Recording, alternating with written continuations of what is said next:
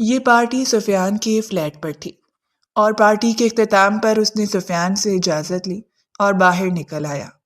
حالانکہ سفیان کا ارادہ تھا کہ وہ یہاں رک جائے، یہاں ہر قسم کی عیاشی کا سامان موجود تھا، لیکن وہ جانتا تھا کہ وہ جب تک گھر واپس نہیں جائے گا اس کی ماں بے تابی سے اس کا انتظار کرتی رہے گی، اور اسے ہرگز یہ بات پسند نہیں تھی کہ وہ گھر کے باہر عیاشیاں کرتا رہے اور اس کی ماں بے چینی سے اس کا انتظار کرے۔ اس نے گھر واپس جانے میں ہی عافیت جانی اور گاڑی اس وقت تھوڑا ہی دور پہنچی تھی جب اسے خیال آیا کہ وہ فائل تو وہ سفیان کے فلیٹ پر بھول کر آ گیا ہے جس کی صبح شاید ضرورت تھی۔ یہاں سے واپس جانے کے بعد وہ اس فائل پر تھوڑا سا کام کرنا چاہتا تھا اور اس کے بعد ہی وہ اسے صبح یا میٹنگ میں سب کے سامنے پیش کر سکتا تھا، ورنہ صبح کی میٹنگ اگر ادھوری رہ جاتی تو یہ اس کے لیے بہت بڑا خسارہ ثابت ہوتا۔ سفیان ہرگز ان باتوں کی پرواہ کرنے والا نہیں تھا۔ اس نے گاڑی کو بریک لگاتے ہی موبائل نکالا۔ واپس جانا اسے صدیوں پر محیط سفر نظر آ رہا تھا، اس لیے اس نے کوشش کی کہ سفیان کو کال کر کے قائل کر لے کہ فائل کا سارا کام صبح تک ریڈی کر کے وہ لے آئے۔ لیکن بدقسمتی یہ تھی کہ سفیان کا نمبر بھی آف تھا۔ اس نے ابھی سفیان کو چھوڑا تھا اور اس نے نمبر بھی آف کر دیا۔ وہ جی بھر کر بدمزہ ہوا اور گاڑی واپس موڑ دی۔ تقریباً 5 منٹ کے بعد وہ سفیان کے دروازے پر کھڑا تھا۔ گاڑی کھڑی کرتے ہوئے وہ نیچے اتر آیا۔ داخلی دروازے پر کھڑے ہوئے گارڈ نے دروازہ کھولا اور وہ اندر داخل ہوا۔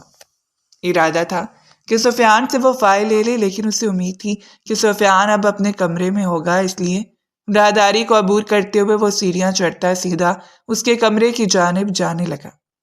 جب کمرے کے دروازے پر پہنچ کر اس کے قدم سختی سے جم گئے، اندر سے آنے والی بے باک اور معنی خیز سرگوشیوں نے اس کے رونگٹے کھڑے کر دیے۔ وہ ایک پل کے لیے تھم سا گیا۔ سفیان کی عیاش طبیعت کا تو اسے علم تھا، لیکن اتنے جلدی وہ اس جانب مائل بھی ہو گیا اور اب اندر جانا اسے بے پناہ شرمندہ کر دینے والی حرکت لگ رہی تھی۔ اس نے سوچا کہ واپس پلٹ جائے، کیونکہ سرگوشیوں کی آواز اب مزید بے باک ہوتی جا رہی تھی۔ سفیان کو کسی کی بھی پرواہ نہیں تھی، کیونکہ وہ اس فلیٹ میں اکیلا رہتا تھا اور یہاں اس کی فیملی کا آنا جانا نہ ہونے کے برابر تھا۔ کمرے کا دروازہ تھوڑا سا کھلا تھا۔ وہ چند قدم آگے بڑھا تاکہ کمرے کے دروازے پر ہی دستک دے اور دروازے پر ہاتھ رکھتے ہی وہ تھوڑا سا مزید کھل گیا اور اندر کا منظر دیکھ کر وہ وہیں رک گیا۔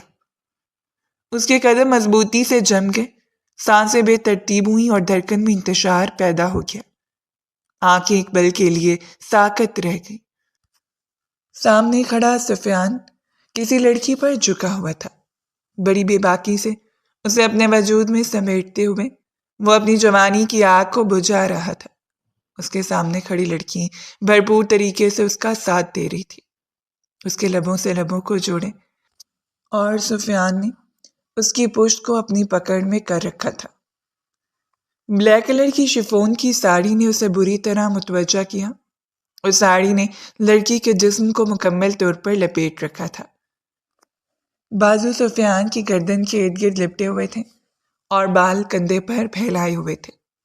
صرف ایک پل میں ہی وہ واپس پلٹ گیا۔ یہاں رکنا اسے وبال جان لگ رہا تھا۔ اسے اچھا نہیں لگا۔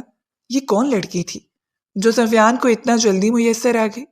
اسے اندازہ تو نہیں تھا، لیکن جو تھی اسے اس چیز کی کوئی پرواہ نہیں تھی، اس لیے ایک نظر ان پر ڈال کر وہ وہاں سے ہٹ گیا۔ لیکن حیرت انگیز بات یہ تھی کہ اس لڑکی کی پشت، اس کے بال اور ساڑی نامحسوس طریقے سے اس کے ذہن پر ثبت ہو کر رہ گئی۔ شاید اس نے پہلی بار سفیان کو اس قدر بے باک حالت میں دیکھا تھا کہ بار بار اس کے ذہن کی سکرین پر وہی منظر گردش کر رہا تھا، یا جو بھی، لیکن سر جھٹکتے ہوئے وہ اپنے گھر کی جانب دوبارہ رواں دواں تھا، کیونکہ اسے بالکل اچھا نہیں لگ رہا تھا کہ اس حال میں سفیان کو وہ ڈسٹرب کرے۔ اگر سفیان کو ذرا سا بھی خیال ہوتا تو وہ اپنے کام کو مکمل کر لیتا، لیکن اب کچھ نہیں کیا جا سکتا تھا، اس لیے اس کے پاس کمپرومائز کرنے کے علاوہ کوئی چارہ نہیں تھا۔ اب صبح کی صبح دیکھی جاتی۔ گھر واپس آنے کے بعد ہمیشہ کی طرح نائلہ بیگم اس کا انتظار کر رہی تھی۔ انہوں نے کھانے کے بارے میں پوچھا تو اس نے انکار کر دیا اور اس کے گھر واپس آنے کے بعد ہی وہ بے فکر ہو کر اپنے کمرے میں چلی گئی، اور وہ بھی سیدھا اپنے کمرے میں آیا۔ کوٹ اتار کر اس نے شرٹ کے بٹن اوپن کیے۔ حقیقت یہ تھی کہ سفیان کو کسی کی بیٹی کے ساتھ اس طرح دیکھ کر اسے اچھا نہیں لگا تھا، لیکن وہ بھی جوان لڑکا تھا، جذبات رکھتا تھا، اور سب سے بڑی بات کہ وہ ماہی پر بہت بری طرح فدا تھا۔ دل میں ایک پل کے لیے ہلچل ہوئی اور ایک مسکراہٹ اس کے لبوں پر بکھر گئی۔ اس کا دل چاہا تھا کہ وہ بھی ماہی کے اس قدر قریب آ جائے کہ اس کی دھڑکنوں کو اپنی دھڑکنوں میں دھڑکتا ہوا دیکھے، اور اس نے موبائل نکال کر ماہی کے نمبر پر کال کی، 1 بار، 2 بار، 3 بار، لیکن ماہی کال اٹینڈ نہیں کر رہی تھی، اور اس نے بلا کر موبائل آف کر کے سائڈ ٹیبل پر رکھ دیا۔ جی بھر کر بدمزہ ہوا تھا، نہ جانے یہ لڑکی موبائل رکھ کر کہاں چلی جاتی ہے، حالانکہ اسے تو انتظار کرنا چاہیے تھا اس کا۔ وہ اسے بتا کر گیا تھا کہ وہ ایک پارٹی میں جا رہا ہے اور آنے میں تھوڑی سی دیر ہو جائے گی، کم سے کم وہ اسے بات کرنے کا انتظار تو کر سکتے تھے۔ اب آ کر ماہی نے اسے بات چیت کرنا شروع کی تھی، اور رات سونے سے پہلے چند لمحے وہ اس سے محبت بھری باتیں کر لیا کرتا، اور پھر خوابوں کی آغوش میں سر رکھ کر سو جاتا۔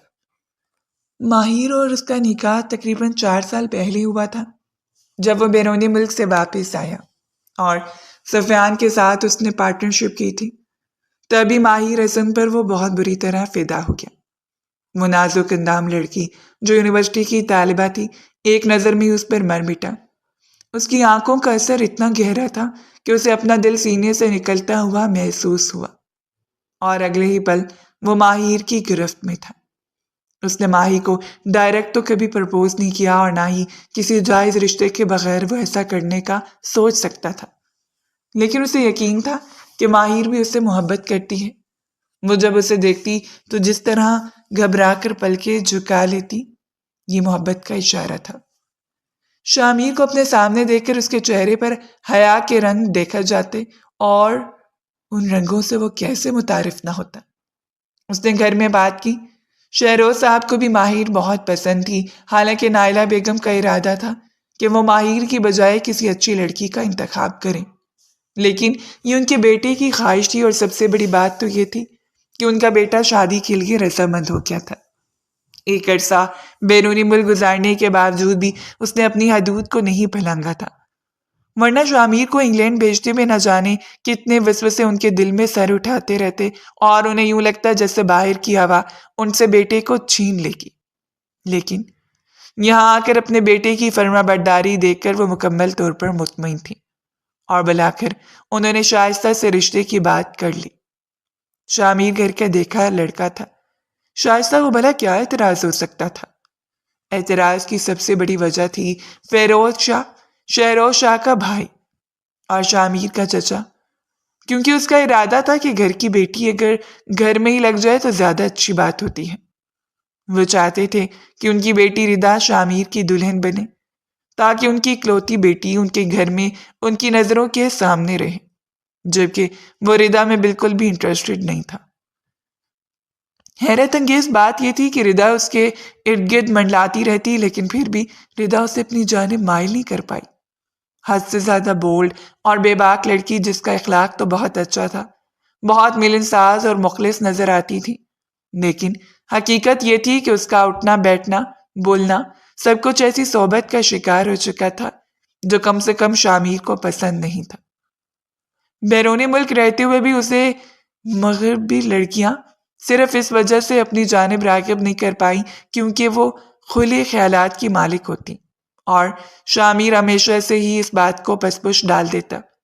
اسے وہ لڑکیاں بہت اچھی لگتی تھیں جنہیں اپنی حدود کا خیال ہوتا، جو اپنے ماں باپ کے، وہ لڑکیاں جو ہائی کلاس سے تعلق رکھنے کے باوجود بھی جانتی تھیں کہ انہیں کہاں تک آزادی دی گئی ہے، اور اس آزادی کا استعمال انہیں کہاں تک کرنا ہے۔ اور یہی وجہ تھی کہ اس نے فیروز شاہ کے سامنے انکار کر دیا۔ حالانکہ شہروز شاہ نے بھی چاہا تھا کہ فیروز کی بات کا مان رکھ لیا جائے، لیکن شامیر نے کھڑے کھڑے ہی کہہ دیا کہ وہ ردا میں انٹرسٹڈ نہیں ہے، اور نہیں چاہتا کہ ردا کی زندگی برباد ہو جائے، کیونکہ وہ ردا کو کبھی بھی وہ مقام نہیں دے پائے گا جو مقام ماہی کا ہے۔ اور سب سے حیرت انگیز بات یہ تھی کہ ردا نے بھی اپنے قدم واپس ہٹا لیے۔ اس نے کہہ دیا تھا کہ اگر شامیر ماہی میں انٹرسٹڈ ہے تو اس کا رشتہ ماہی سے طے کر لیا جائے، کیونکہ وہ کسی بھی شخص پر زبردستی مسلط نہیں ہو سکتی، اور نہ ہی یہ چیز اسے مطمئن کر پائے گی۔ اسے شامیر اپنی رضامندی سے چاہیے، بڑوں کی رضامندی سے نہیں۔ اور شامیر کو ردا کا یہ فیصلہ بہت اچھا لگا۔ اسے اچھا لگا تھا کہ ادھر ادھر کا مسئلہ نہیں بنا، اور یہی وجہ تھی کہ اب ردا اور اس کے درمیان بہت گہری دوستی ہو گئی تھی۔ ردا کچھ بزنس میں بھی کچھ انٹرسٹ لینے لگی، اور یہ بات بھی شامیر کو بہت معقول لگی۔ اور یہی وجہ تھی کہ پچھلی بزنس میٹنگ میں اس نے ردا کو خود انوالو کیا اور سفیان کے ساتھ اس کا تعارف بھی کروا دیا۔ اور ہمیشہ کی طرح اپنے ملنسار طبیعت کی وجہ سے وہ سفیان کے ساتھ گل مل گئی۔ ماہر کے ساتھ نکاح کے بعد وہ مزید ماہر کے قریب ہو گیا۔ اس کے خیالوں، اس کے احساسات اور اس کے دل پر وہ لڑکی بری طرح سوار تھی۔ وہ ماہر کے معاملے میں کبھی کسی پر کمپرومائز نہیں کر سکتا تھا، کسی پر اعتماد نہیں کر سکتا تھا، اور یہی وجہ تھی کہ ماہر بھی اس کے رنگ میں ڈھلتی چلی گئی۔ اس نے چاہا تھا کہ ماہر اس کے ساتھ میل جول تعلقات بڑھائے، لیکن ماہر کے والد کی ڈیتھ کے بعد اس کے تایا، اس کے چچا بہت دقیانوسی خیالات کے مالک تھے، اسی لیے وہ اوائڈ کرتی تھی تاکہ اس کی ماں اور اس کی بہن کی عزت پر حرف نہ آئے۔ اور کوئی نہیں جانتا تھا کہ یہ حقیقت ہے یا محض دکھاوا۔ بعض اوقات ہم انسان کی ظاہری شکل و صورت اور ظاہری خول پر اتنا مر مٹ جاتے ہیں کہ ہمیں اندازہ نہیں ہوتا کہ مقابل کی فطرت کیسی ہے۔ وہ سانپ کی طرح زہریلا ہے یا کچوے کی طرح اپنے خول میں چھپا ہوا، جسے باہر سے دیکھ کر اندازہ نہیں لگایا جا سکتا کہ وہ اندر سے کیسا ہے۔ اور یہ چیز ہمیں بری طرح دھوکے کا شکار کر جاتی ہے، ایسا دھوکا جسے کھانے کے بعد ہم حیرت زدہ رہ جاتے ہیں۔ ہم اپنی بے وقوفی پر فقط مسکرانے اور پچھتانے کے علاوہ کچھ نہیں کر پاتے، کیونکہ اب ہمارے پاس صرف یہی باقی بچتا ہے، اور یہ چیز ہمیں ہر ایک سے متنفر کر دیتی ہے۔ اور اس کے ساتھ بھی کچھ ایسا ہی ہونے والا تھا، کچھ ایسا جو حقیقت میں اسے جھنجھوڑ کے رکھ دیتا۔ اس روز ماہی سے اس کی بات نہیں ہوئی۔ اگلی صبح سفیان بہت نکھرا نکھرا سا تھا۔ اس نے سفیان کو باتوں باتوں میں جتا دیا، اور سفیان بے شرمی سے مسکرا دیا۔ نئی چڑیا خود پھنسنے کے لیے تیار ہو گئی تو مجھے کیا ضرورت تھی واپس قدم ہٹانے کی؟ انسان بن جو سفیان، مکافات بہت بری چیز ہوتی ہے، کسی کی عزت سے کھیلو گے؟ اور سفیان نے اس سے درمیان میں ہی ٹوک دیا، میں کسی کی عزت کے ساتھ نہیں کھیلتا، کسی کی عزت خود میرے پاس آتی ہے اپنی مرضی سے چل کر، اور اب بس رہنے دو یار۔ اور اس نے مزید اپنا لیکچر بند کر دیا، کیونکہ اسے یقین تھا کہ سفیان کبھی بھی اس کی بات نہیں مانے گا۔ یہ ہمیشہ کی ہی بات تھی، اور سفیان اپنی فطرت سے باز آنے والا شخص نہیں تھا۔ وہ ابھی تک ماہی سے ناراض تھا۔ ماہی کو اس نے واٹس ایپ سے بلاک کر دیا تھا۔ وہ ہمیشہ جب بھی اسے ناراض ہوتا تو ایسا ہی کرتا، اور پھر وہ اسے منا کر ہلکان ہو جاتی، اور بالآخر اسے اس کے گھر آنا پڑتا تھا۔ لیکن اس بار اپنا بھی دل بےتاب تھا، وہ اسے زیادہ دیر ناراض نہیں رہ سکتا تھا، اسی لیے اس روز عصر کے بعد گھر آتی اس نے فوراً ماہی کو ان بلاک کر دیا اور ماہی کی کال اٹینڈ کر لی جب وہ مسلسل رو رہی تھی۔ آپ ایسا کیوں کرتے ہیں شامیر؟ اب غصے کس قدر تیز ہیں تو ہمارا گزارا کیسے ہوگا؟ وہ ہمیشہ کی طرح اپنے وسوسے کا شکار بیٹھی تھی۔ میں تم سے ناراض ہوں، تم جانتی ہو کہ مجھے تمہاری غفلت پر کتنا غصہ آتا ہے، لیکن اب ٹھیک ہے، آج کے بعد تم ایسا نہیں کرو گی، پرومس کرو؟ آئی پرومس، میں کبھی بھی ایسا نہیں کروں گی۔ اس رات آپ کو بنا بتائے مجھے دوست کے فنکشن میں جانا پڑا، اور وہ حیرت زدہ رہ گیا۔ کیا مطلب ہے تمہارا؟ میں نے تمہیں منع کیا تھا جانے سے، پھر بھی؟ اسے مزید غصہ آیا۔ وہ ایسا ہی تھا، غصے کا اتنا تیز کہ فوراً ہی رد عمل لینے والا شخص۔ وہ کبھی بھی اپنی بات سے پیچھے نہیں ہٹتا تھا، نہ ہی اس کی ڈکشنری میں رحم نام کا کوئی لفظ تھا، خاص طور پر ماہی کے حوالے سے۔ I'm sorry ندا، میرے گھر آ گئی تھی، اور پھر مجھے اسے واپس بھیجنا اچھا نہیں لگا، میں ماما سے پوچھ کر گئی تھی۔ وہ روحانسی ہو گئی۔ شامیر، مجھے پلیز معاف کر دیں، ندا میری بہترین دوست ہے، آپ جانتے ہیں نا۔ اور میں کہیں بھی نہیں ہوں ماہی۔ اسے دکھ ہوا۔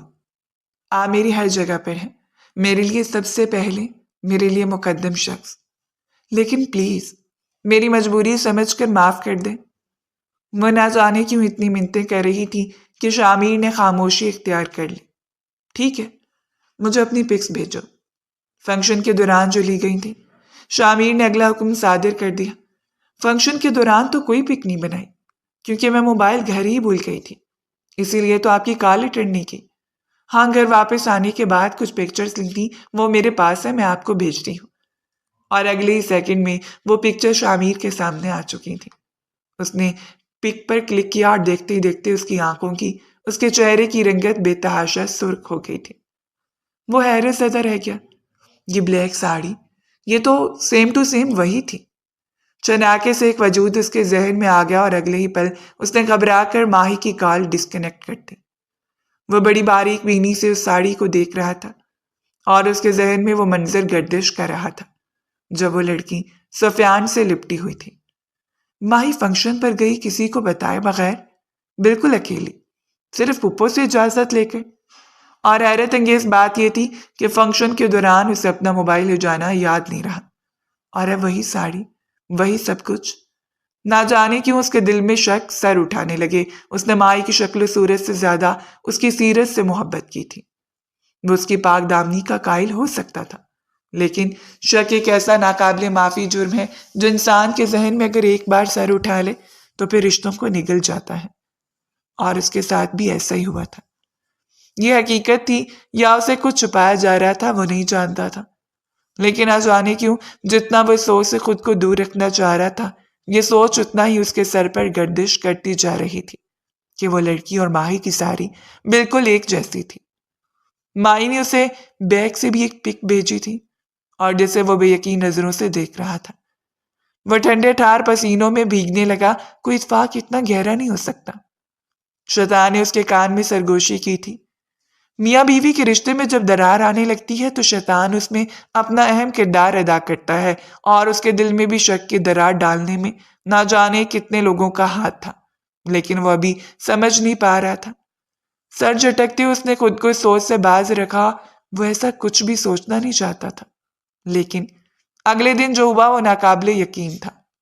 ضروری میٹنگ میں سفیان کا موبائل اس کے پاس رہ گیا جب اس نے سفیان کے نمبر پر آنے والے میسج کو دیکھا۔ سامنے لکھے ہوئے نام نے اسے حیرت کا شکار کر دیا۔ ماہر حسن، بالکل اسی نام سے نوٹیفیکیشن آیا تھا۔ وہ نمبر پر زیادہ غور نہیں کر پایا، لیکن نام ماہر کا تھا، اور اگلے ہی لمحے سفیان نے موبائل اٹھا لیا اور باہر چلا گیا۔ وہ ونڈو سے اس کے تاثرات کا جائزہ لیتا رہا۔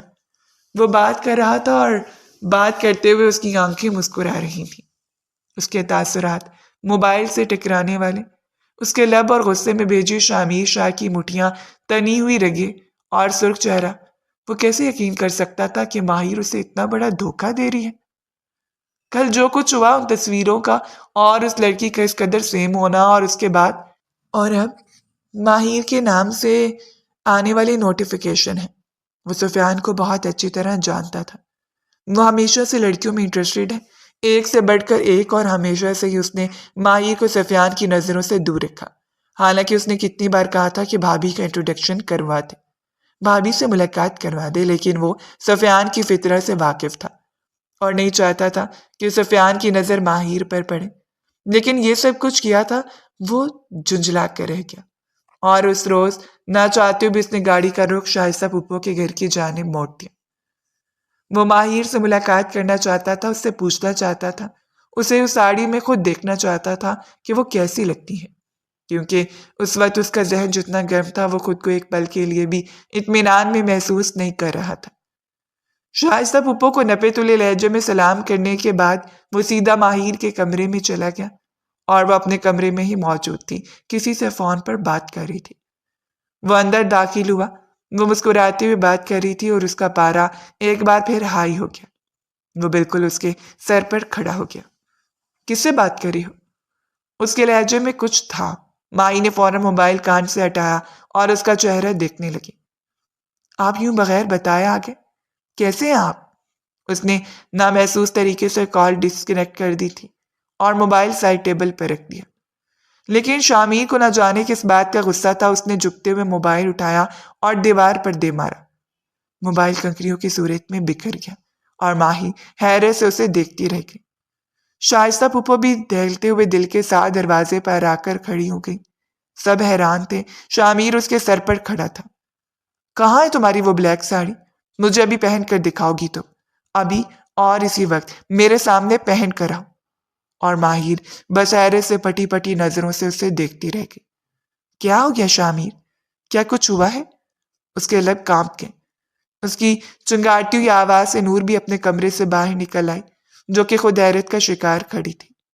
کچھ ہی دیر کے بعد ہی وہ اپنے وجود کو ساڑی میں لپیٹ کر آئی اور شامیر اسے دیکھتے ہوئے دنگ رہ گیا۔ اپنی پشت پھیرو، اس نے اگلا حکم صادر کیا تھا اور وہ سرخ ہو گئی۔ شامیر، یہ کیسی باتیں کر رہے ہیں آپ؟ شائستہ پھپھو نے 2 قدم آگے بڑھائے۔ شامیر بیٹا، کیا ہوا ہے؟ کیا کچھ ہوا ہے؟ ان کا لہجہ بھیگا ہوا تھا۔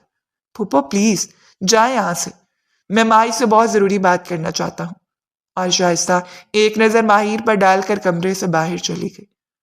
نور بھی ان دونوں کو ان کے حال پر چھوڑ کر کمرے سے باہر نکل گئی تھی، کیونکہ اسے اچھا نہیں لگا تھا اپنی بہن اور بہنوئی کے معاملات میں دخل اندازی کرنا۔ لیکن شامیر کی چنگاڑتی ہوئی آواز باہر سے آ رہی تھی۔ اس نے بال ماہی کے کندھے پر پھیلا دیے اور بیگ سب کچھ وہی تھا۔ اس رات کہاں تھی تم؟ اس کا اگلا سوال، اور ماہر ساکت رہ گئی۔ میں نے آپ کو بتایا تھا۔ اس سے پہلے کہ وہ اپنی بات مکمل کرتی، شامیر نے سختی سے اس کا منہ دبوچ لیا۔ بکواس کرتی ہو تم، جھوٹ بولتی ہو۔ میں نے خود تمہیں اپنی آنکھوں سے دیکھا تھا، وہ تم تھی جو سفیان کی باہوں میں جھول رہی تھی، اور پھر تمہارے نمبر سے آنے والا نوٹیفیکیشن۔ تم سفیان کے ساتھ رابطے میں ہو؟ کیسے جانتی اسے؟ اس نے اپنی جانب سے زہر اگلا تھا اور ماہی دل پر ہاتھ رکھتے ہوئے وہیں بیڈ پر بیٹھتی چلی گئی۔ آپ کیسی باتیں کر رہے ہیں؟ اس نے ابھی تک اپنے لہجے کو دھیما رکھا ہوا تھا، لیکن اس کے جو کچھ کہہ رہا ہوں سچ کہہ رہا ہوں۔ میں سوچ بھی نہیں سکتا تھا کہ تم بھی منافقت میں ڈوبی ہوئی وہی مغربی طرز کی لڑکی ہو۔ آخر ایک لڑکی ہی ہو نا، اب تک تو تمہاری عمر بھی کافی ہو چکی ہے۔ 25 سال کی ہو تم۔ تمہیں کیسے یقین کر سکتا ہوں کہ تمہارے وجود میں جوانی کی وہ آگ نہیں سلگتی ہوگی، وہ تمہیں بےتاب نہیں کرتی ہوگی، اور اس کو بجھانے کے لیے تم یوں غیروں کا سہارا لے رہی ہو اپنے شوہر کے ہوتے ہوئے۔ مائی نے اس کے سینے پر ہاتھ رکھ کر اسے خود سے دور دھکیل دیا۔ شامیر، زبان سنبھال کر بات کریں۔ اس کا لہجہ پہلی بار شامیر کے سامنے سخت ہوا تھا۔ آوازیں حد سے بڑھنے لگیں تو شائستہ بیگم نے ایک بار پھر مداخلت کی تھی۔ کیا ہوا شامیر؟ کچھ مجھے بھی بتاؤ، میرا دل بیٹھا جا رہا ہے۔ ان کی طبیعت خراب ہونے لگی تھی۔ وہ بلڈ پریشر کی مریضہ تھیں اور کبھی بھی اس طرح کے حادثے برداشت نہیں کر سکتی تھیں۔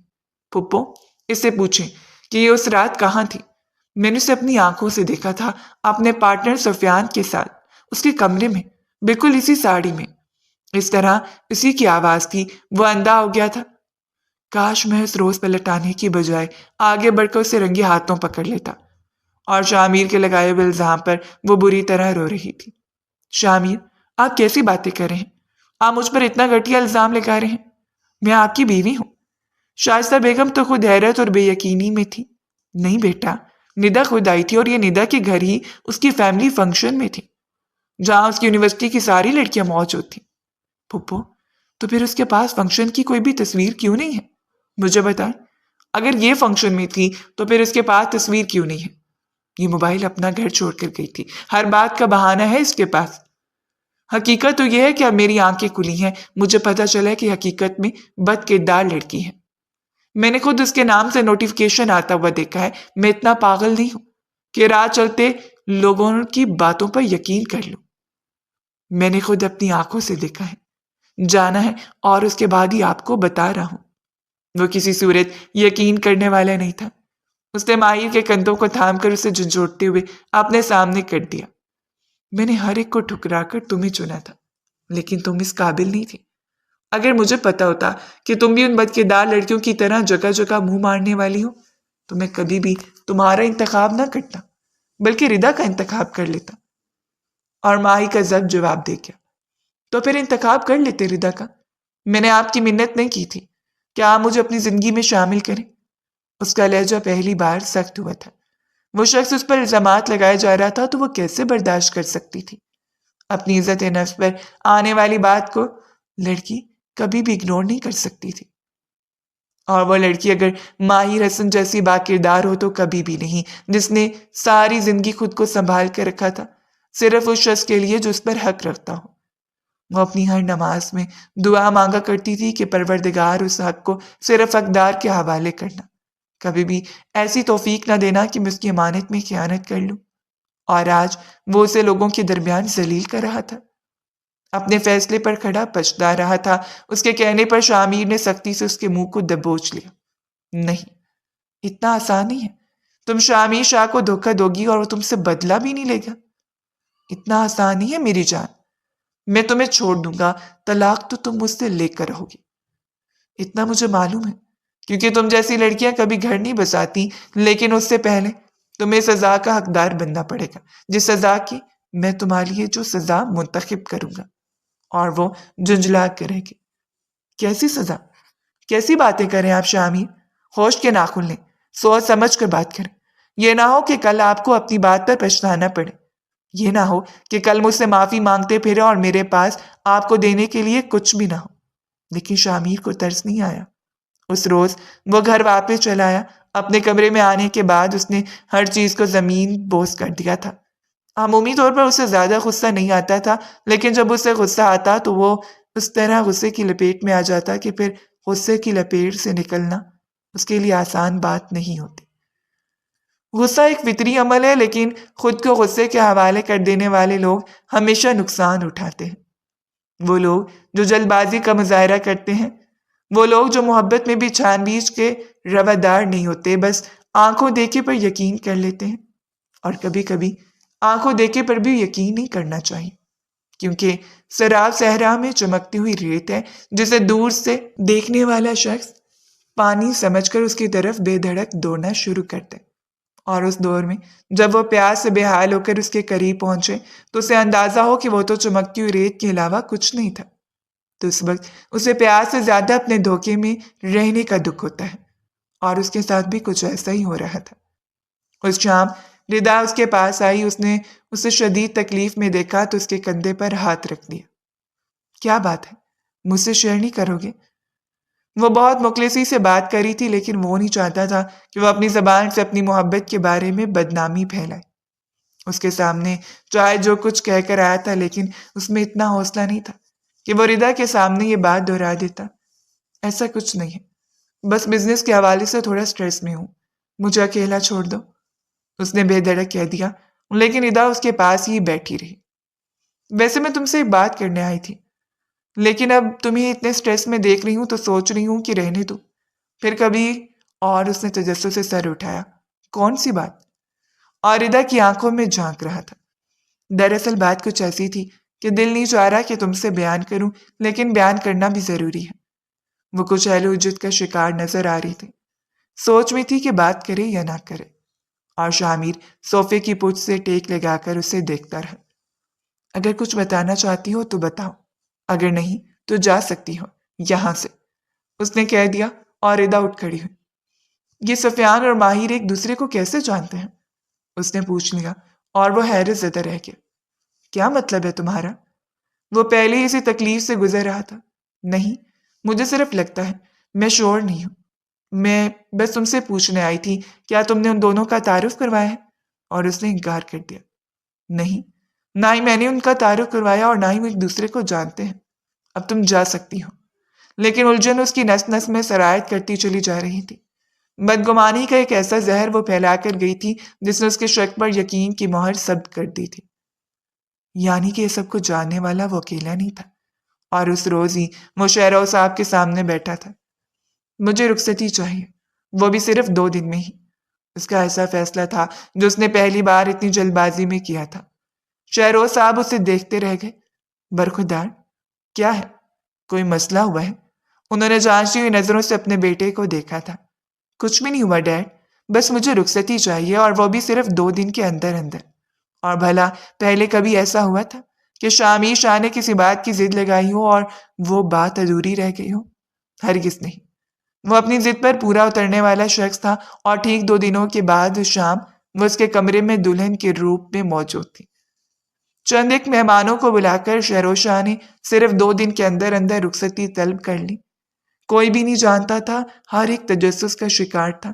ایک پل کے لیے تو پورا پانسا ہی الٹ گیا تھا۔ کچھ لوگوں نے سوچا تھا کہ شاید وہ ماہی کو ہمیشہ کے لیے اپنی زندگی سے جدا کر دے گا، لیکن یہ حقیقت بھی بہت زہر آلود تھی کہ وہ اس روز اس کی دلہن کے روپ میں اسی کے کمرے میں موجود تھی۔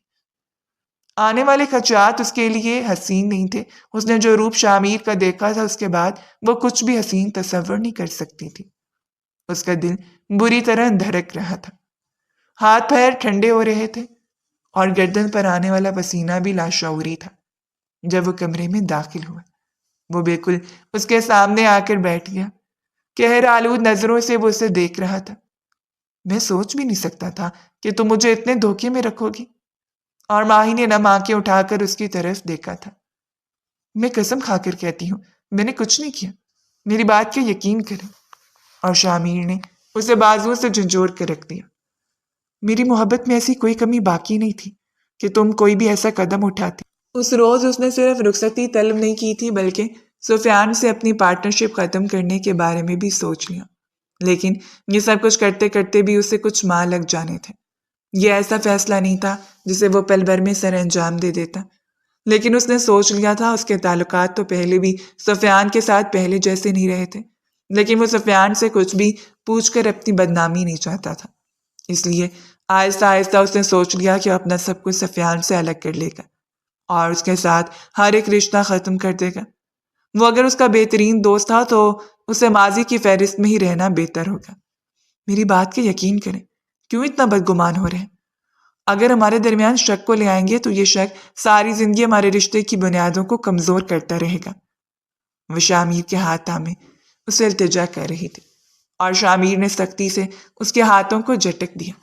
ہرگز نہیں، کبھی بھی نہیں، تمہارا اور میرا رشتہ کبھی مضبوط نہیں ہو سکتا۔ یہاں تو میری قربت میں صرف سزا کی مستحق ہوگی۔ تمہیں پل پل میری قربت میں رہ کر اندازہ ہوگا کہ تم نے جو کچھ کیا ہے وہ قابل معافی نہیں ہے۔ میں تم جیسی لڑکیوں پر تھوکنا بھی پسند نہیں کرتا، لیکن تم نے میری محبت کو ٹھکرایا ہے، تم نے مجھے دھوکے میں رکھا ہے، اسی لیے تم سزا کی حقدار ہو۔ اس نے کہتے ہی ماہی کو اپنی جانب گھسیٹ لیا تھا۔ اس سے کرا کے رہ گئی، بری طرح اسے جیولری سے آزاد کرتے ہوئے وہ اس کی گردن پر جھکا اور جھکتا چلا گیا۔ محبتوں سے آشنا ہوگی تو نکھر جائے گی، لیکن یہ محبت اسے تکلیف دے رہی تھی۔ اس نے سسکتے ہوئے اس کی شیروانی کو دبوچ لیا۔ شامیر، خدا کے لیے۔ اس کی آنکھیں بری طرح بھیگی ہوئی تھیں۔ غیروں کی قربت تمہیں سکون دیتی ہے اور اپنے شوہر کی قربت تمہیں تکلیف دے رہی ہے۔ وہ اپنی قربت سے زیادہ اپنی باتوں سے اسے چھلنی کر رہا تھا۔ اس کی روح رو رہی تھی۔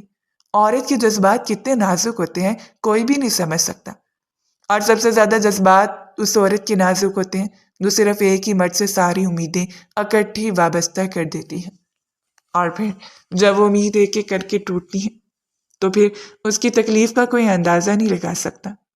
اور اس وقت بھی اس بے ضرر معصوم سی لڑکی کے ساتھ کچھ ایسا ہی ہو رہا تھا۔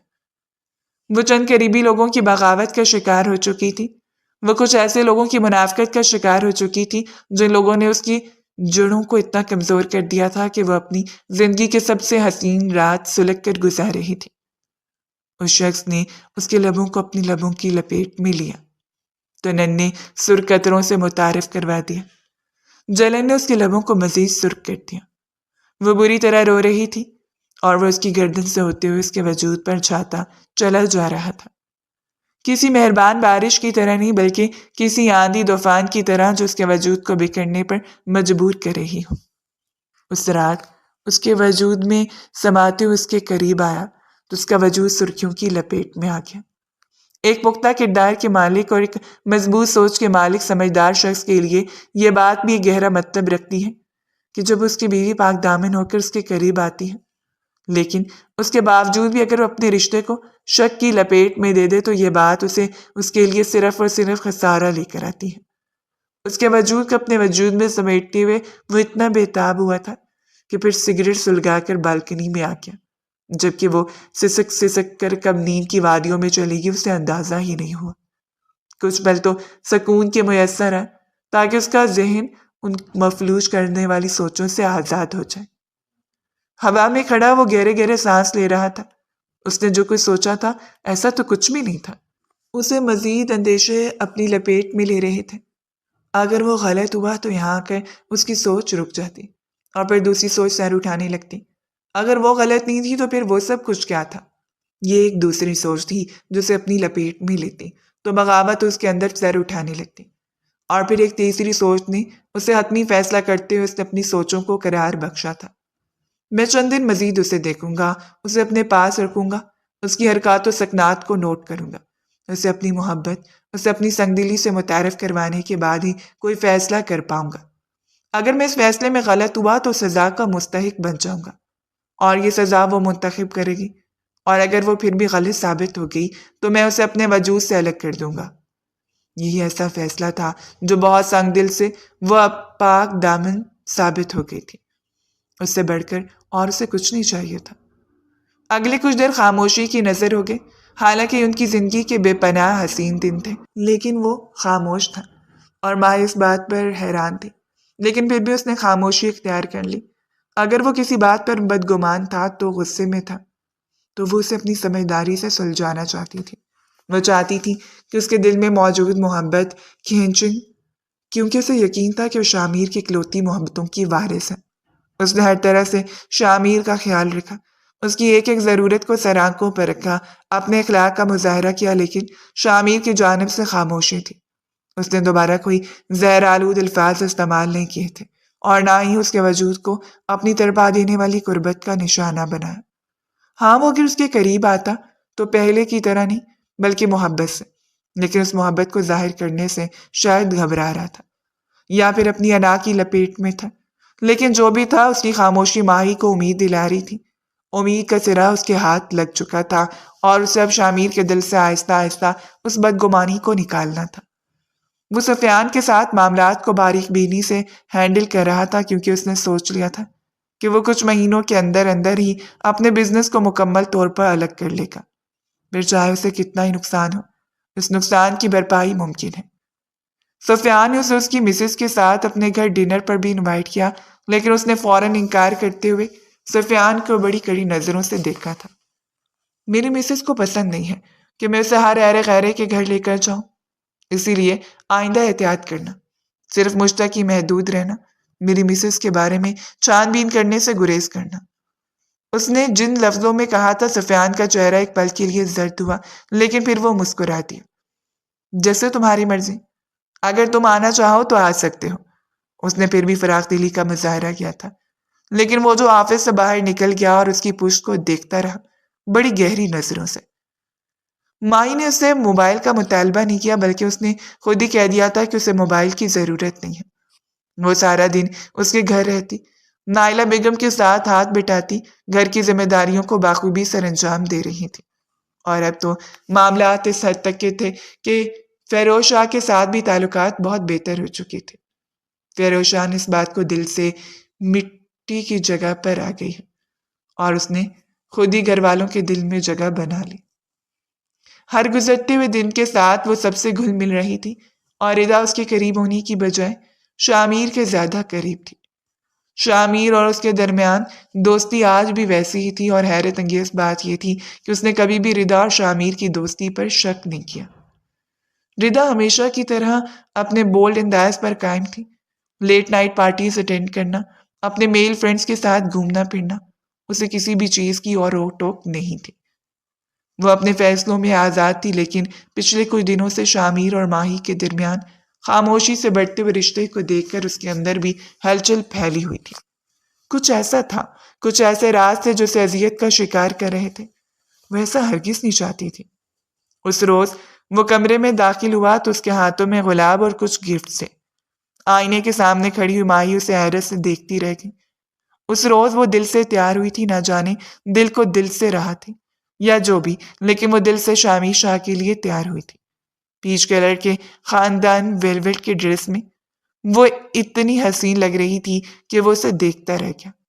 اس نے اپنے بالوں کو اپنی پشت میں بکھیر رکھا تھا، خوبصورت بال آبشار کی مانند بکھرے ہوئے تھے، اور ٹھوری پر جگمگاتا ہوا تل اپنی پوری آب و تاب سے پہرے داری کر رہا تھا۔ شامیر اس کے قریب آتا چلا گیا۔ ان کی شادی کو 1 مہینہ ہونے والا تھا اور اس 1 مہینے میں اس نے ماہی کو ہر پہلو سے دیکھا، ہر پہلو سے جانکاری حاصل کی، اور پھر بہت سوچ بچار کرنے کے بعد بالآخر اس نے ذہن میں آنے والی ان برے خیالات کو جھٹک دیا تھا۔ اس نے سوچ لیا تھا کہ وہ زندگی کو پھر سے اسی محبت کے ساتھ گزارنے کا آغاز کرے گا جس محبت کے ساتھ اس نے سوچا تھا، اور ماہی اسے اپنی جانب آتا ہوا دیکھ کر مسکراتے ہوئے نظریں جھکا کے، وہی رنگ بکھر گئے تھے جن رنگوں کا شامیر شاید دیوانہ تھا۔ اس نے آگے بڑھ کر وہ خوبصورت گجرے اس کی کلائی کی زینت بنا دیے، اور پھر لبوں سے اس کے رخساروں کو چھو کر اس کی محبت کو خراج پیش کیا تھا۔ وہ 2 قدم اس سے دور ہو گئی۔ شامیر اس وقت اس کی جسارتیں برداشت کرنے کے موڈ میں نہیں تھی، بلکہ اس کے ساتھ کہیں باہر جانے کا ارادہ رکھتی تھی، اور شامیر اسے سب کے سامنے باہر لے کر گیا۔ وہ شام انہوں نے بے حد رومانٹک انداز میں گزاری تھی۔ وہ خود کو خوش قسمت تصور کر رہی تھی، چاہے جتنے بھی سپنے ٹوٹے، چاہے جتنی بھی الزام تراشی ہوئی، لیکن اس نے شامیر کو معاف کر دیا تھا، صرف یہ سوچ کر کہ وہ اس کی پہلی غلطی تھی جو شاید وہ بدگمانی میں آ کر گیا، لیکن اگر اب وہ اس کی جانب قدم بڑھا رہا تھا تو وہ بھی اچھی بیویوں کی طرح اچھا کردار ادا کرے گی، لیکن کوئی نہیں جانتا تھا کہ ابھی بہت کچھ باقی ہے۔ ان دونوں کو وہ شام حسین طریقے سے ایک دوسرے کے ساتھ گزارتا دیکھ کر کوئی تھا جو سٹتا پیر سلگ گیا، جسے یہ بات ہرگز برداشت نہیں ہوئی تھی۔ اس رات لانگ ڈرائیو سے وہ رات گئے واپس آئے، اور رات کا وہ آخری پہر شامیر اس پر بادل محبت بن کر برسا، محبت کے بادل کی طرح جسے ہر طرح سے اپنی محبتوں میں بھگو کر سیراب کرتے، اور وہ اس کی محبت میں مزید بکھرتی چلی جا رہی تھی۔ اس کے لبوں سے اس کی گردن، اور گردن سے پھر پورے وجود پر اپنی مہر ثبت کرتے ہوئے اسے احساس دلا رہا تھا کہ وہ اس کے لیے کتنی اہم ہے، اہم نہیں بلکہ اہم ترین، اور اس نے بھی اپنی ہر بدگمانی کو اپنے ذہن سے جھٹک دیا۔ اگلی صبح وہ بیدار ہوا تو اس کی آغوش میں تھی، اور اس خوبصورت آغوش میں صبح خوبصورت آغاز دلکش تھا۔ وہ آفس چلا گیا۔ اس نے ساری سوچوں کو پس پش ڈال دیا تھا۔ وہ چند دن ان کی محبت کی وہ خوبصورت یادیں تھی جو کبھی فراموش نہیں کر سکتے تھے۔ ایک ایک پل وہ ماہی کو دستیاب رہا، اور ماہی اس کی محبت میں بکھرتی چلی گئی۔ جب اس روز ایک ضروری میٹنگ کے دوران اسے اپنے موبائل پر موصول ہونے والی تصویروں نے اس کے دماغ کو بھگ سے اڑا ڈالا تھا، وہی تصویریں وہ جو اس کے پہلو میں گردش کر رہی تھیں، وہ سفیان کے پہلو سے لگی ہوئی تھیں، اور سفیان کا چہرہ بلڈ تھا۔ انجان نمبر سے تصویریں بھیجی گئی تھیں۔ اگر اس نے خود سفیان کو اپنی آنکھوں سے نہ دیکھا ہوتا تو شاید کبھی بھی یقین نہ کرتا کہ سامنے کھڑا شخص سفیان تھا۔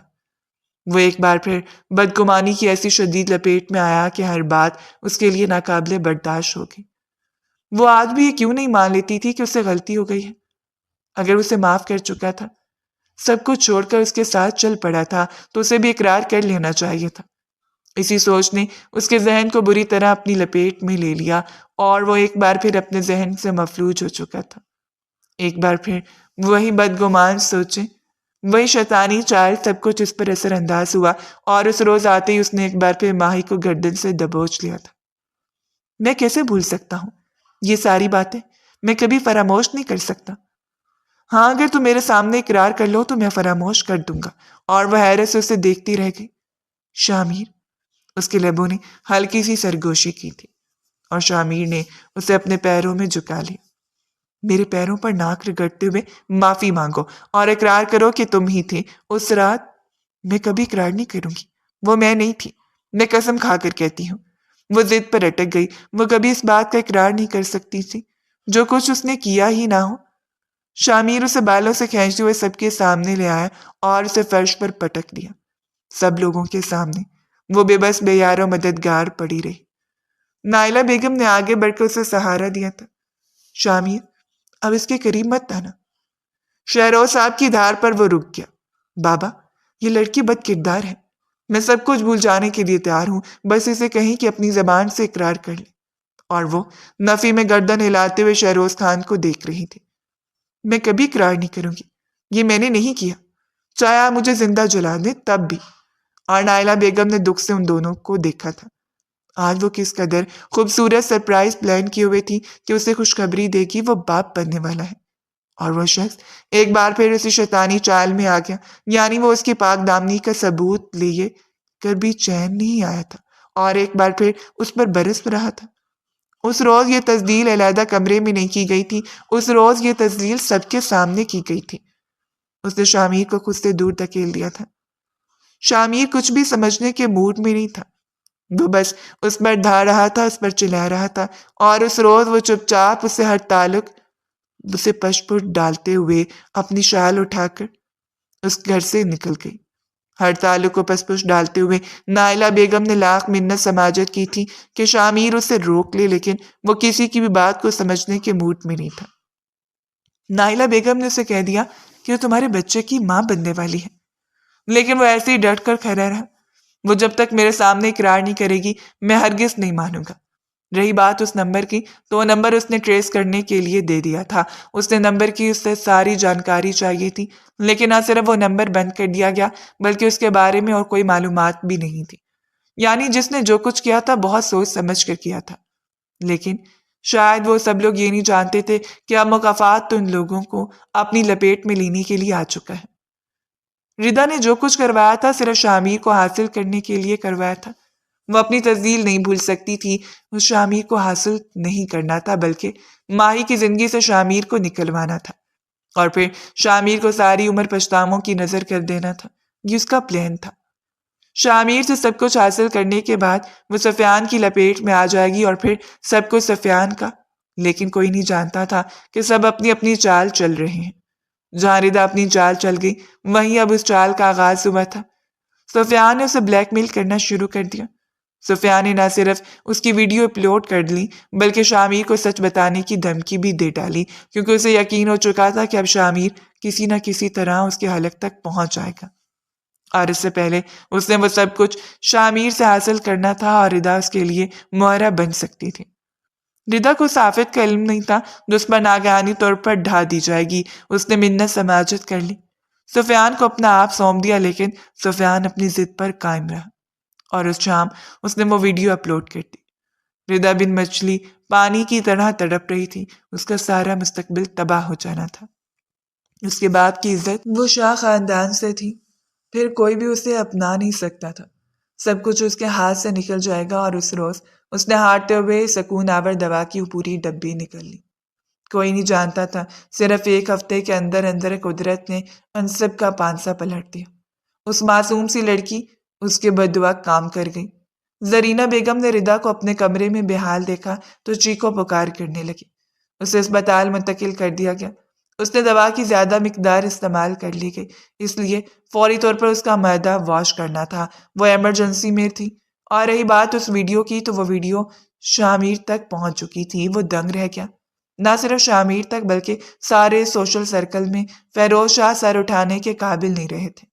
فیروز شاہ غصے سے دھاڑ رہے تھے اور شامیر اس کی تو دنیا ہی اجڑ چکی تھی۔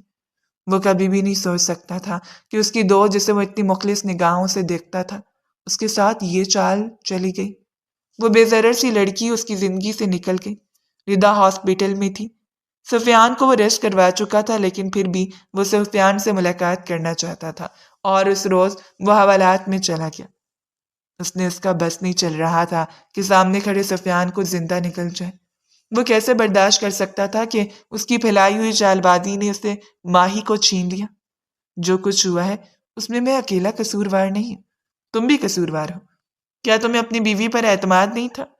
کیا صرف ایک ساڑی کی چال بازی میں آ کر تم سب کچھ فراموش کر گئے؟ تمہیں اندازہ ہو جانا چاہیے تھا کہ وہ تمہارے ساتھ پاک دامن ہے یا نہیں، یا تم اس کے شوہر تھے، اس کے کردار کے گواہ تھے۔ لیکن اس کے باوجود شامیر بس پچھتاووں کی زد میں کھڑا رہ گیا۔ اس روز وہ ہار کر گھر واپس لوٹا تھا۔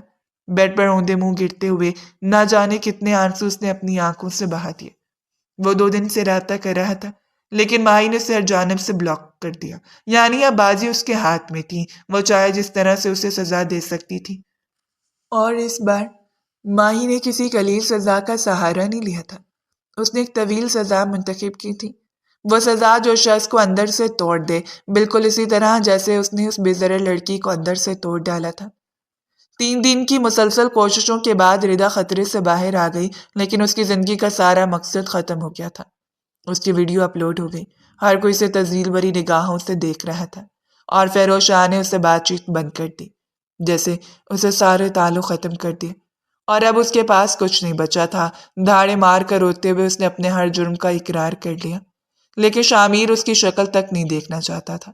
یہ سب لوگ نامقابل معافی تھے، بالکل اس کے قدم۔ اس نے شہروز اور نائلہ بیگم کو ماہر کے پاس بھیجا، لیکن اس نے اپنے ماموں کو خالی ہاتھ لوٹا دیا۔ اس نے کہہ دیا تھا کہ وہ رشتوں کا احترام جانتی ہے، لیکن اپنی تذلیل وہ مزید برداشت نہیں کر پائے گی۔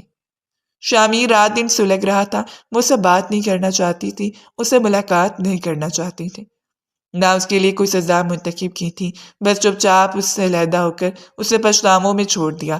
وہ باپ بننے والا تھا، اور کتنی عجیب بات تھی کہ وہ یہ خوشی سیلیبریٹ نہیں کر سکتا تھا، کیونکہ اب وہ حق بھی نہیں رکھتا تھا۔ جس طرح اس نے اس معصوم سی لڑکی سے سارے حق چھین لیے تھے، قدرت نے سارے حق اس سے بھی چھین کر اسے اسی تکلیف میں مبتلا کر دیا تھا جس سے تکلیف سے وہ گزرتی چلی آئی تھی۔ لیکن پھر بھی اس نے شامیر کو ایک موقع دیا، لیکن شاید وہ اس قابل نہیں تھا۔ جھوٹ کبھی بھی چھپا نہیں رہتا، حقیقت ایک نہ ایک دن نکل ہی آنی تھی، لیکن وہ انتظار نہیں کر پایا۔ بجائے اس کے کہ وہ مجرموں کو پکڑتا، اس نے اپنی محبت کو ہی کٹہرے میں لا کر کھڑا کر دیا۔ اس روز میں شائستہ بیگم سے اجازت لے کر اس سے ملنے کے لیے آیا تھا، صرف ایک بار اسے دیکھنے کے لیے، اور آج وہ پورے 6 ماہ کے بعد اس کے سامنے کھڑی تھی۔ بھرے بھرے وجود کے ساتھ اس نے شامیر کی نشانی کو اپنے وجود میں سمیٹ رکھا تھا۔ ممتا کے نور نے اسے پہلے سے زیادہ خوبصورت کر دیا۔ وہ ہاتھ جوڑتے اس کے قدموں میں بیٹھنے لگا جب وہ 2 قدم اس سے دور ہو گئی۔ میرے قریب آ کر مجھے اذیت مت دیں شامیر، چلے جائیں یہاں سے۔ وہ پہلے سے زیادہ مضبوط ہو چکی تھی۔ سنجیدگی سے کہتے ہوئے اس نے رخ موڑ دیا۔ صرف ایک بار مجھے معاف کر کے تو دیکھو، میں ساری زندگی تمہارے عشق کی غلامی میں گزار دوں گا۔ یہ عشق محبت کی باتیں آپ کے منہ سے اچھی نہیں لگتی۔ جن لوگوں میں ظرف نہ ہو انہیں محبت کرنے کا کوئی حق نہیں ہوتا۔